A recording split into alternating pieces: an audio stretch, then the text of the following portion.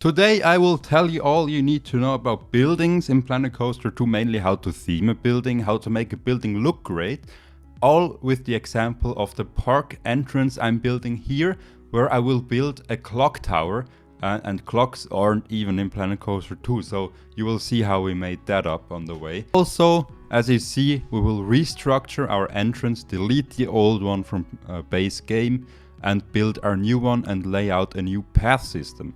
And if you missed last week's episode, we built our first roller coaster in there. You can check that out on the info card. I would highly recommend it. Now, this episode is just building this one building because it's very detailed. And if you start the building, there's one important thing you need to do, which is find out a reference photo. In my case, it was a picture of this tower in the Swiss city of Zug, which I've visited personally, and I thought this tower, like a building inspired by this tower, would make a great entrance. What I find interesting about it is mainly the roof, and I wanted to have like a centerpiece to the entrance, which I thought the tower would be really good. Now, I needed to size it down a bit, that it doesn't look ridiculous, because you don't want to have a New York scale skyscraper. Maybe you can do that, but I didn't. So I scaled it down a bit, but I kept the form in general the same. Now, form is an important topic when making a building, because most people, they just build a rectangle and put some windows on it, and it looks a bit boring. Now, what I recommend doing is, please do not do that. You can start with a rectangle, but then change it a bit. Like here, the roof has a different form. It's not just the usual roof everybody knows. It's like a different form of roof. Even if the tower is a square on the bottom or is a rectangle. So whenever you're doing something, don't build a rectangle. Try to change it in some way. And then the second tip is to, once you know the form of it, try to think of layering some different kind of walls in there. Like, you don't need to use the same wall all over the building. It makes it look boring. Like here, I experimented with different kinds of walls. I had the brick wall on the bottom, which if you're building historical buildings, most of the time it will have a brick wall on the bottom. It's just a very classic building look. And then I layered some painted wall on top of it, and it makes it look good. Then the next thing I did was planning out the buildings next to it. What this does, it makes me more aware of the proportions I need to build, the proportions that the tower needs to have, because if I notice all of the other buildings are a lot taller, the tower will not look very great. And you try to plan in just very roughly what kind of buildings you want to have where. No need to worry about details yet, just put it there. And yeah, once I had that, I started the detailing on the tower, and I started from the bottom up. You can start with the roof if you want. I wanted to do it bottom up because this is the park entrance after all. If the top looks halfway decent, that's okay. If the bottom looks shit, it's not okay. And yeah, then I wanted to make the tower a little bit taller and change the color of it. Even if the building is white in real life, I wouldn't recommend making it this really sterile white in Planet Coaster. It just makes it look unnatural. And if you're building an old building, at least that is, try making the color a bit more yellowish, reddish, whatever, not in a pastel tone. Or a bit creamy, not just plain white. That looks very modern, and I didn't want that because I'm building a historical building. And then just with the help of the reference photo, you can detail the whole building. Now it doesn't need to look one-to-one to the building you searched out. The reference photo, as the name says, is a reference, and just there to serve as an inspiration. Not necessarily as a thing you need to copy one-to-one. Like here it makes sense to deviate a bit from the original building, because the original building had a smaller arc down below, but I need a larger one so people can get into the park. And what I also did with this composition of building is control the sidelines that people have. Like now the building left and right are angled towards this tower, so when somebody enters the park and sees this array of building, their eyes will be steered towards the tower in the middle and they know, oh, this is the entrance. Yeah, so then a good tip I can give is to try to incorporate some kind of cover for the edges of the building, especially if you building with a textured wall. It doesn't look realistic if there's just this edge of stones. Usually in old buildings there's a special edge construction with like some stones that are extra. Like you can see here, I put those poles there, and it already makes it look a lot more realistic, and it also gives it a layer of detail. And now that we have scaling in Planet Coaster 2, it makes it a lot more easy. As you can see here, like this window fits perfectly in there because I made it fit in there.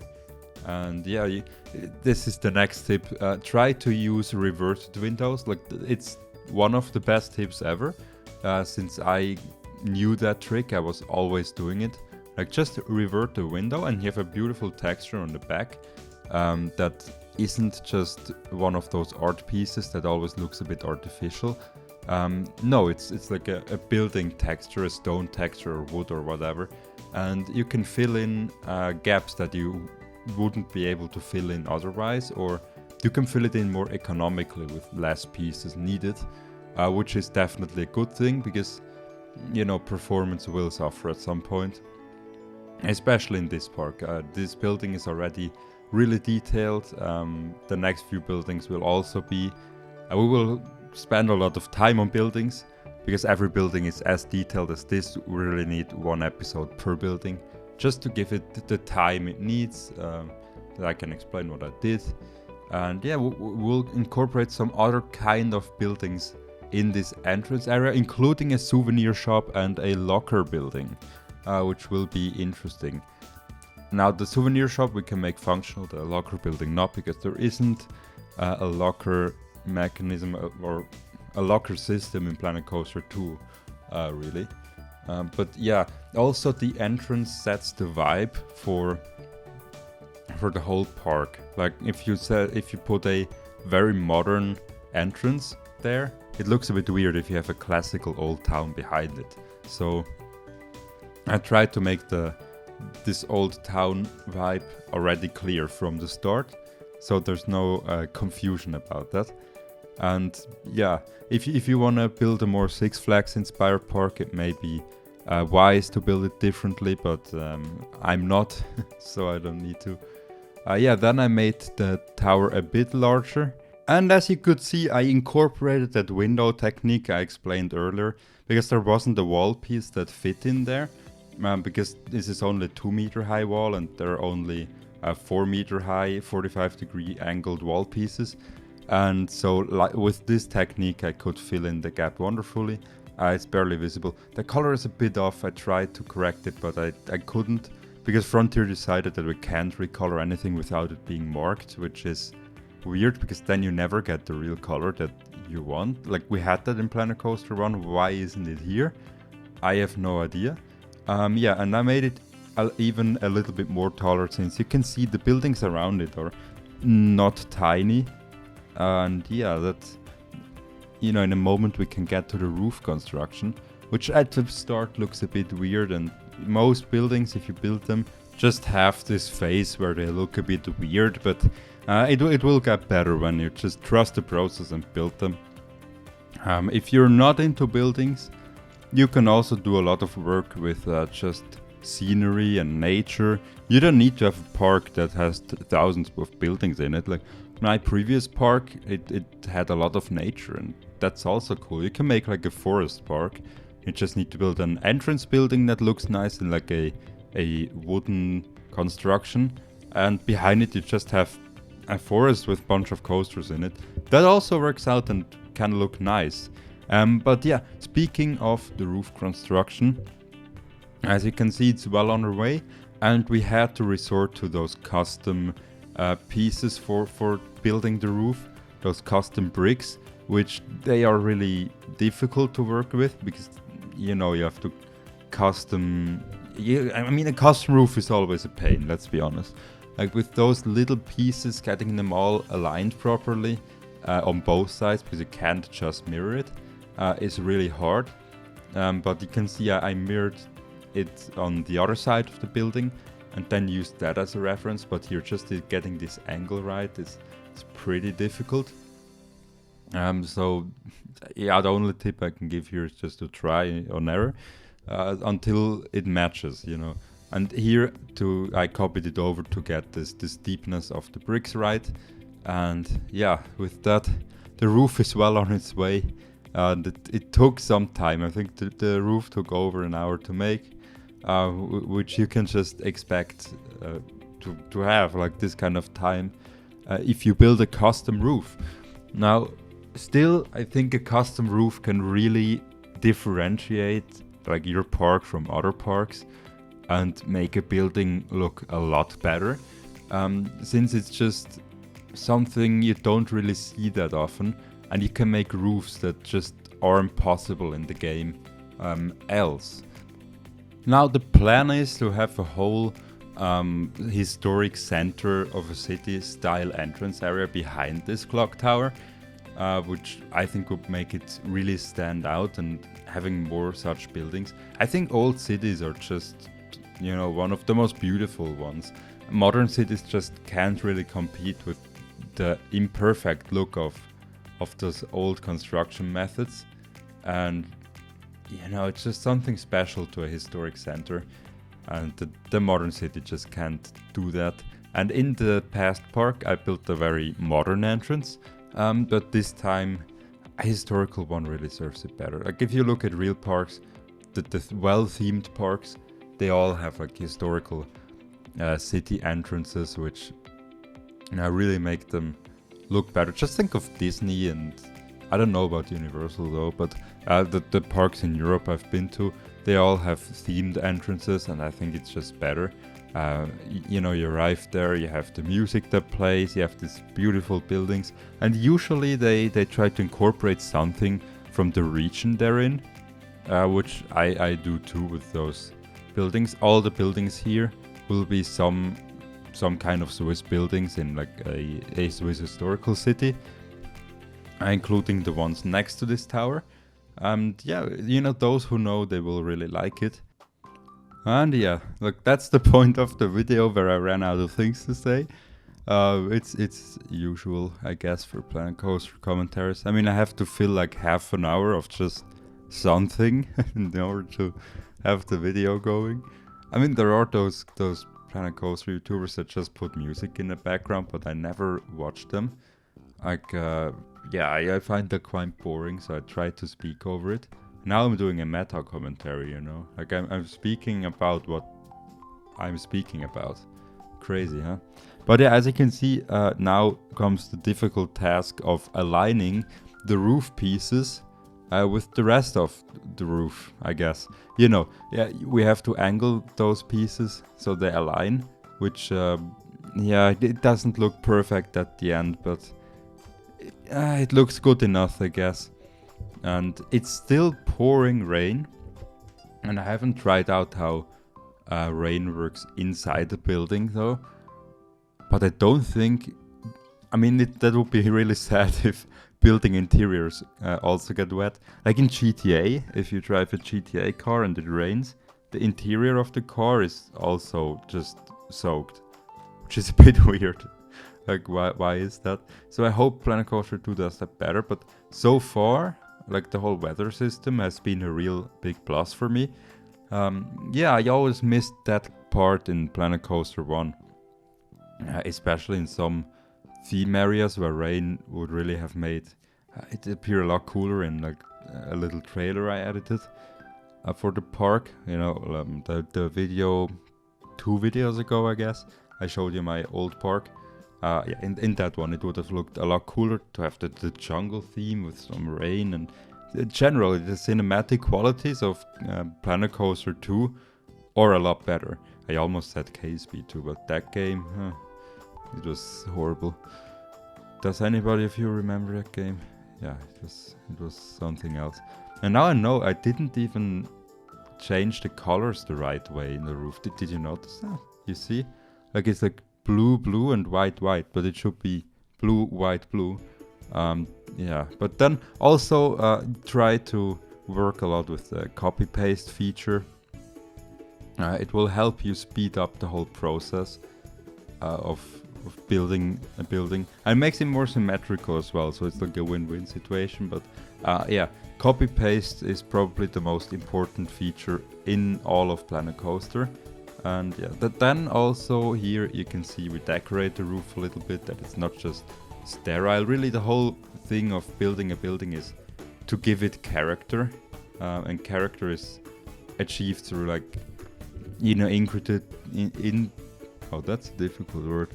Integrate detail. You know what I mean? Just detailing the whole thing, and also making it slightly imperfect. Like, not that anybody would notice, but when somebody looks at the building and it has charm, it's usually imperfect, slightly unsymmetrical, but not that you can really point out what it is. It's more, you know, you can't pinpoint why a building is beautiful in a historic city, but it really is because it isn't perfectly symmetrical, and it's made with original materials, and it's not one of those white buildings with a lot of glass in it. It's really, yeah, it just something makes it have character. It's interesting why.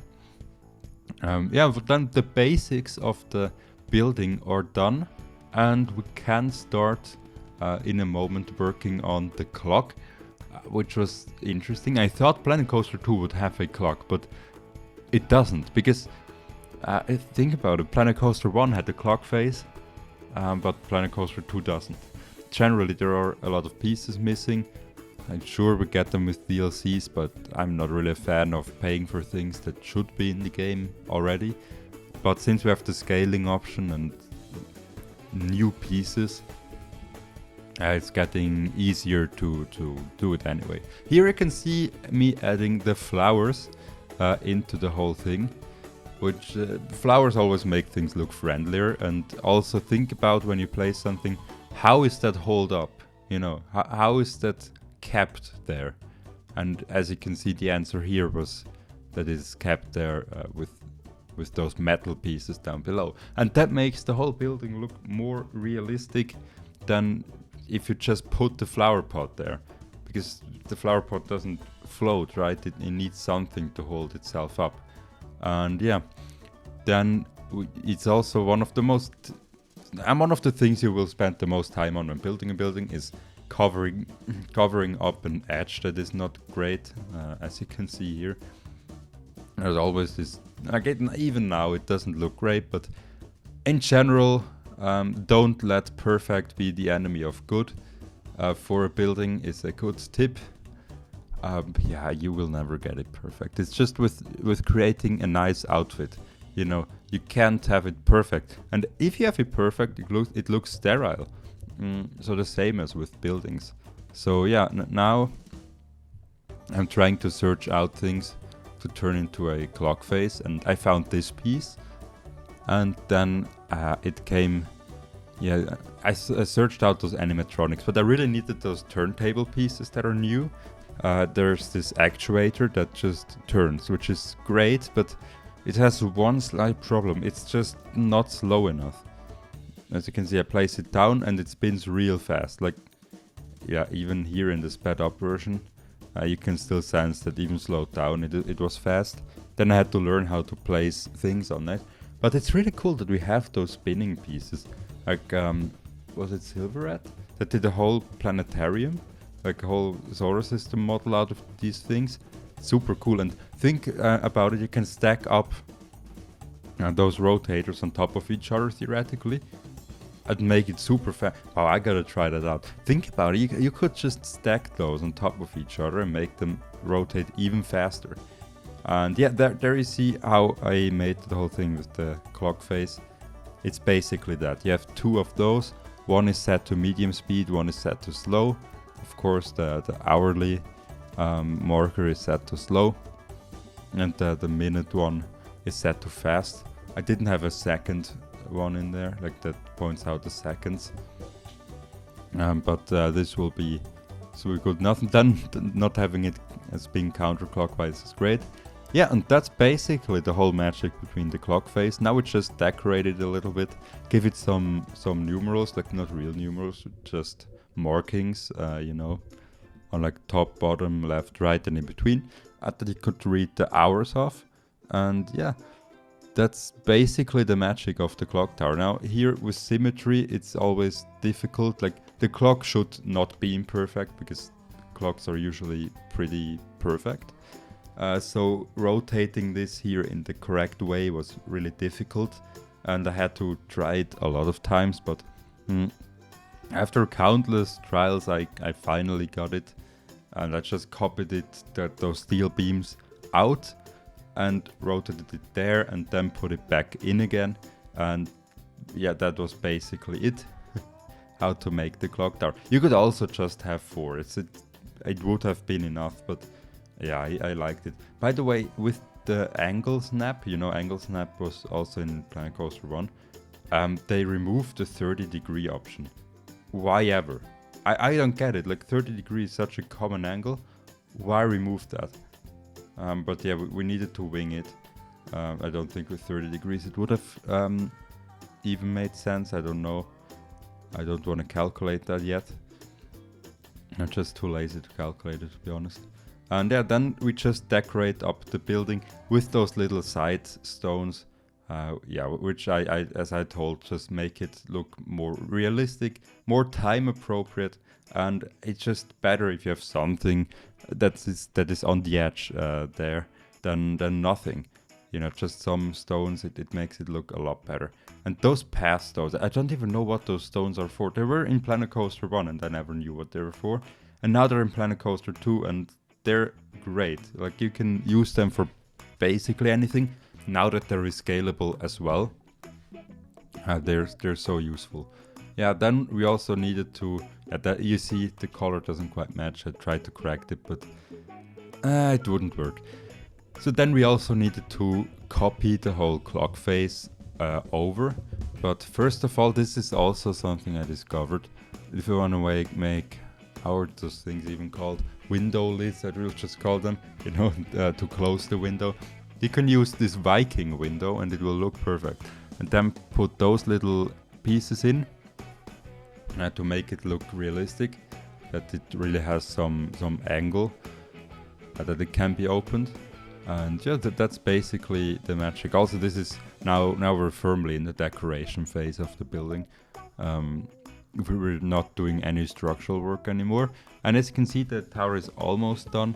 Now it's just the last couple of details, like the entrance sign. Yeah, I opted for a rather small entrance sign. That's not, you know, more of a subdued entrance sign, not a bold one. Because it didn't really fit into the building if I have a giant entrance sign. I tried out different signs, but at the end this one here turned out the best. And yeah, I mean, people already know in which park they are. I mean, they probably drove like an hour. Why shouldn't they know that this is Marvin's Experience too?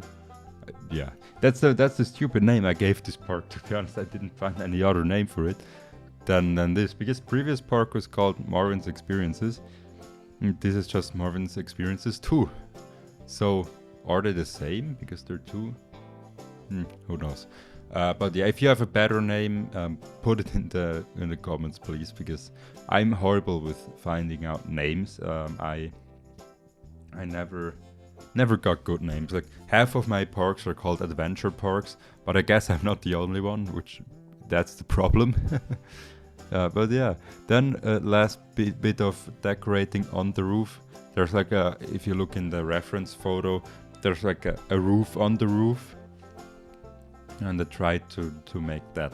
I will show the reference photo in the end when we compare how it turned out and how it should be. So yeah. Also I found those cool little stone pieces.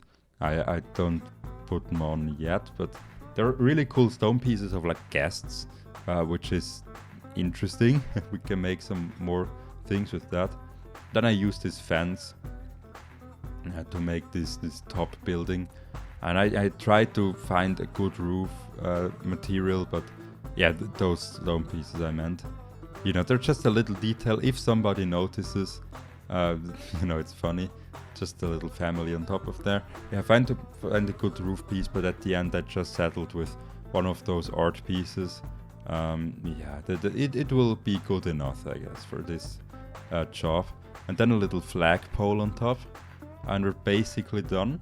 Then we just needed to build a flag, and of course I took the Swiss flag, but first of all there were like some other smaller flagpoles that I don't know why they're for on the building. And they look nice, so I copied it over to here.